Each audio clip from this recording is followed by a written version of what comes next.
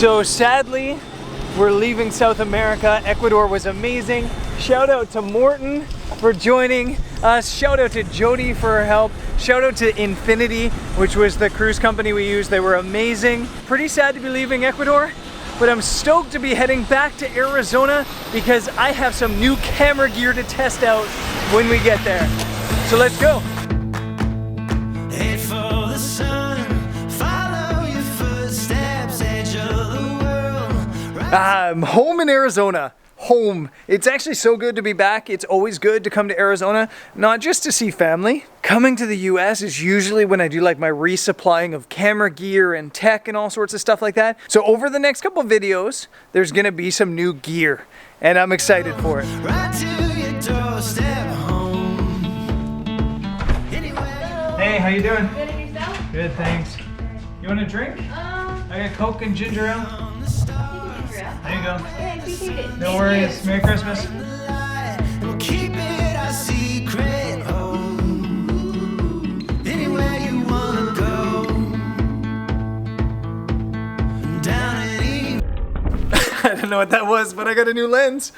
Okay, shark slippers are engaged and the delivery has arrived. I bought this on Amazon. You can really get almost anything delivered by Amazon in the US. It's crazy and I always take full advantage of it. It is actually Christmas Day and I am so excited to be unboxing the Canon RF 70-200mm f2.8 LISUSM lens. This is a lens I've been looking forward to ever since Canon announced the R range and ever since I've had the EOS R and RP. I love my 100-400, but I have been missing from time to time that f2.8 at the longer focal length. I have f2.8 to 70mm, but I'm looking forward to completing the trinity. So we're gonna open this thing and eventually after we're gonna go out and shoot this. I'm not gonna do like a specky talk video about this lens because there's probably thousands of them. Canon always does these little, I don't like them. And styrofoam and the lens. And the reason I really wanted this lens is for something I can see already. Is it's tiny. It looks like really good build quality and that's gonna fit vertically in my bag. And that's one of the big things about why I like this retracting lens. So let's unlock it and I'll show you what I mean. That's 200mm, but like this locked in, I'll be able to put this in my camera bag like this, which basically gives me a ton more room in the bag. When a 70-200 goes like this in a bag, it really takes up 2 spaces for lenses. So it means you can have extra gear in your camera bag. So I'm stoked for it. It looks awesome. I can't wait to get it out in the field. Like I said, we're here in Arizona, so let's go find somewhere to take pictures with this thing.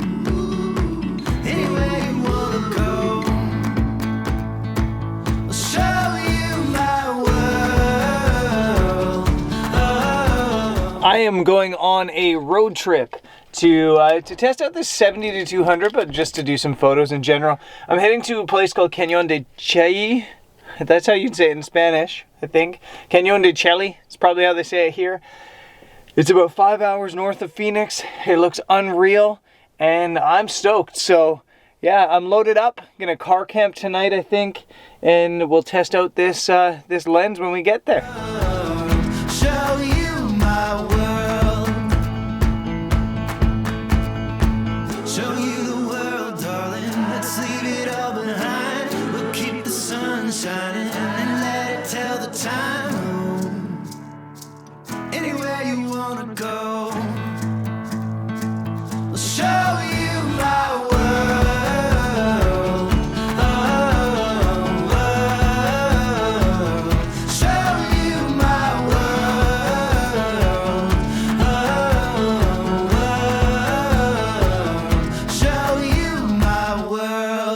Okay, 5.5 hours driving later, I've made it to Canyon de Chelly. I'm guessing people in Arizona just call it Canyon de Chelly. Something like that. Yeah, I'm here. It is awesome. I've been wanting to location scout this canyon since I first learned of its existence years and years ago. So I'm stoked to be here. And I'm stoked to try out the 70-200 as well. It's just such a nice addition to my bag. And I'm about to get my first look at the canyon. And it is, yeah, it's cool. The canyon's cool. It's not as, like, it's obviously not a Grand Canyon, it's not super deep, but it looks like it might be photogenic for sure, especially with this dusting of snow. Awesome. But it is cold, so I'm gonna have to like put on adult clothing, I think. And I'm actually meeting up with a couple of friends of mine, Chris and Mike, who also have a YouTube channel you might know. I'll link it in the description if you don't. And yeah, hopefully we can make some photos.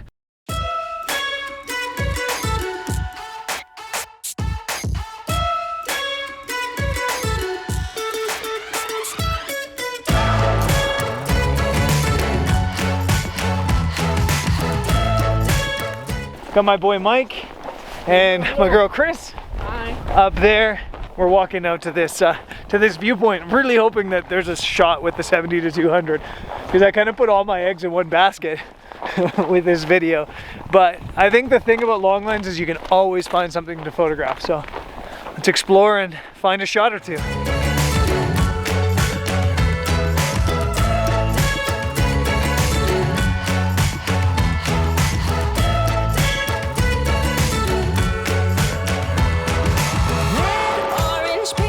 Okay, we're at Spider Rock viewpoint. That's Spider Rock, that really tall spire, and it's in the shadows right now. So we'll shoot this, I think, at sunrise again when we should get better light there. Also got blue skies, so definitely the time for the long lens.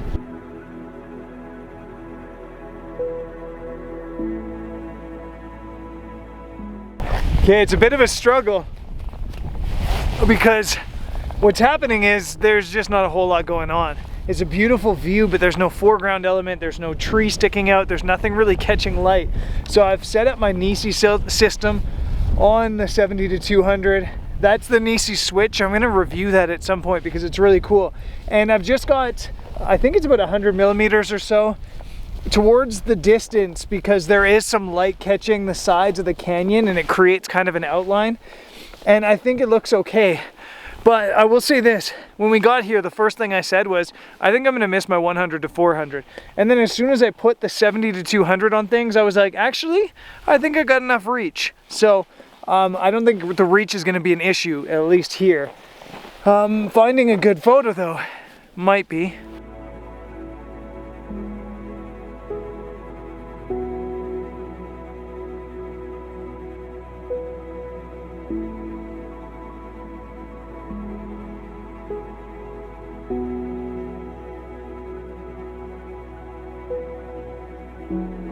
This is turning out to be a battle just because the light is super harsh. And even if I had a wide angle, even if I was allowing myself to use a wide angle, it wasn't gonna happen really, just because that light is so harsh. I find so often in the desert, especially here in Arizona, the best thing to do is just to wait out the light, wait until it's after sunset. Lots of photography locations in the world, you're shooting right at sunset, before sunset. Here you almost have to wait until that last bit of light. You get these purple skies and that contrasts really well with the orange rock. So I think it's just a matter of waiting it out. I want to talk really quick about the 70-200. I don't really need to talk about why I got it. I just wanted it. I missed f2.8 a little bit in travel. I was planning on using it more for travel than landscape photography, but I'm also excited about having it on like hikes, not having to pack the 100-400 and still getting some reach. The size of this thing is just awesome. I absolutely love it. And just first usage, it seems like it's sharp, and the best thing, it focuses, or it seems to focus so fast. So I'm gonna try more detailed shots here, searching around, but as I said, the light's a little bit harsh. And we're gonna wait it out.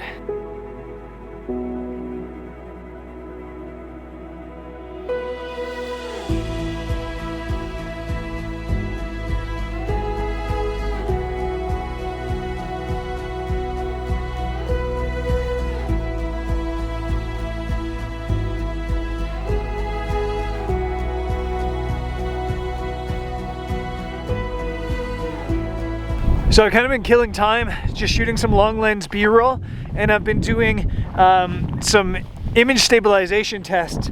I really notice the image stabilizer most handheld on video, since I don't really shoot a whole lot of pictures long lens that need image stabilization. So it's been kind of cool, and I'm impressed. Through the viewfinder anyway, it's a massive difference. So I'm going to show you some examples with the stabilizer off, and then with the stabilizer on, and then the light's coming down, so it's almost photo time.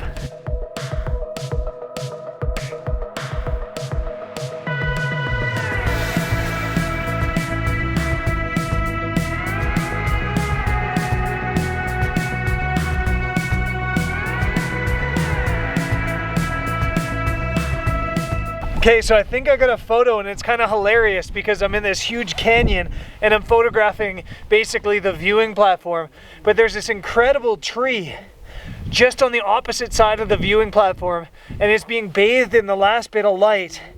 And I have too much lens at 70 to 200 to get it all.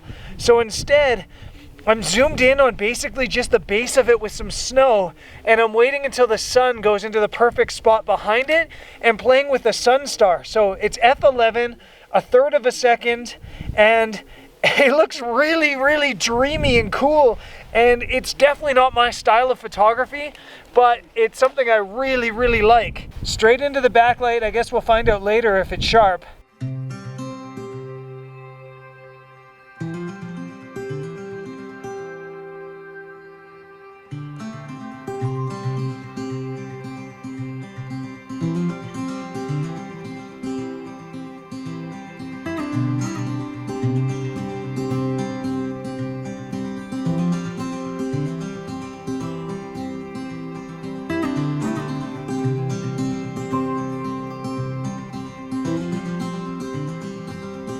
So Arizona skies started doing what Arizona skies do, and I couldn't resist switching on the wide angle, so I switched on for one shot just because the sky is so good. It's too good not to photograph.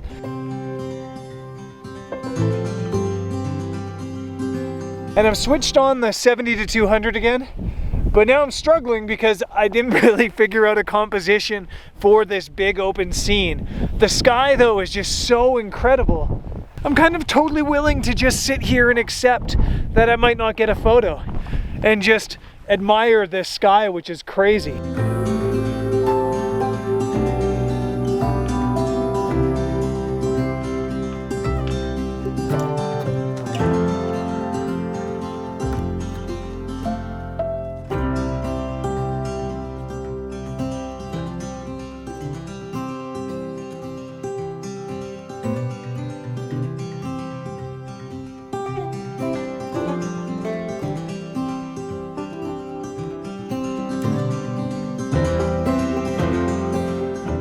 Okay, I have no idea what came out of that shoot. I do know that this is probably the worst place ever to test that lens.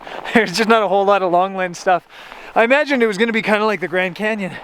At the Grand Canyon, really all the shots I take there are long lens, and that, yeah, it wasn't the case here.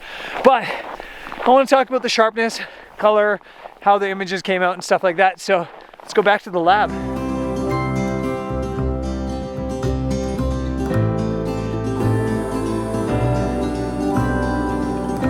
Okay guys, I'm back where there's some fighter jet noise humming around because I'm back in Phoenix and there always seems to be fighter jet noise humming around in Phoenix. So sorry about that. I had an awesome time in Canyon de Chelly with my buddies Mike and Chris. There's gonna be a full vlog from that trip starting at basically where I ended this last video. And I think it's a lot of fun, so be sure to subscribe to the channel if you've not already done so. Wow, that fighter jet's loud. I hope that's not really distracting. Anyways, the 70 to 200, the Canon RF 70 to 200 millimeter f2.8 is awesome. I love it. I'm really, really happy with it. And the reason that I don't get super like specky or techie basically ever on this channel is because I almost find it silly that we complain about camera gear in this day and age where camera gear is just phenomenal.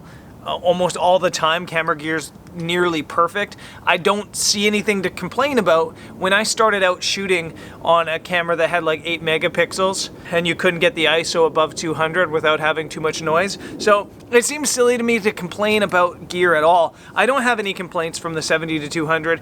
I think it's awesome. I'm so happy to have it in my bag. But I will say that Canon did drop the ball on this a little bit, in that there's a report out there saying that when zoomed out to 200 millimeters and focusing on something quite close, there's a front focusing issue, meaning that when you focus, it tells you it's in focus, but actually the image comes out with the focus a little bit in front of what you focused on. And that's a problem. That shouldn't happen. When Canon releases a lens, it should be on mark. But they have been pretty good and coming out and saying that there's going to be a firmware update to fix that problem really quick.